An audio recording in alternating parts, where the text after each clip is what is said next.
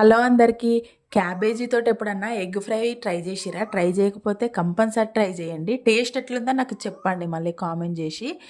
ఏం లేదు, సింపుల్‌గా అయిపోతది టేస్టీగా. స్టవ్ ఆన్ చేసుకొని ఒక గిన్నె పెట్టుకొని దాంట్లో తగినంత ఆయిల్ పోసుకోవాలి. ఆయిల్ కొంచెం ఎక్కువనే పోసుకోవాలి. క్యాబేజీ ఏస్తాము, ఎగ్ ఏస్తాం కాబట్టి మనము.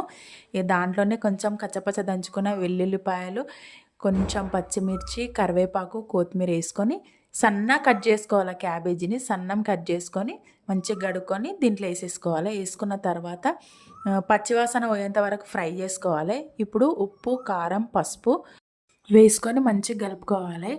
ఈ ఉప్పు, కారం, పసుపు వేసుకున్న తర్వాత ఆయిల్ పైకి తేలేంత వరకు కొంచెం ఉడికించుకొని దీంట్లోనే చికెన్ మసాలా వేసుకుంటున్నాను నేను.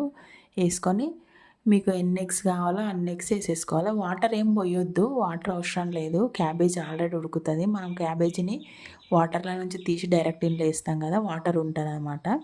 ఉడికిపోతుంది క్యాబేజీ కూడా మంచిగా. క్యాబేజీ నచ్చనోళ్ళు ఇట్లా ట్రై చేయండి, ఇష్టంగా తింటారు. అట్లనే నా వీడియోని లైక్ చేయండి. నా ఛానల్ లింక్ ఎవరైనా సబ్స్క్రైబ్ చేసుకోకపోతే సబ్స్క్రైబ్ చేసుకోండి.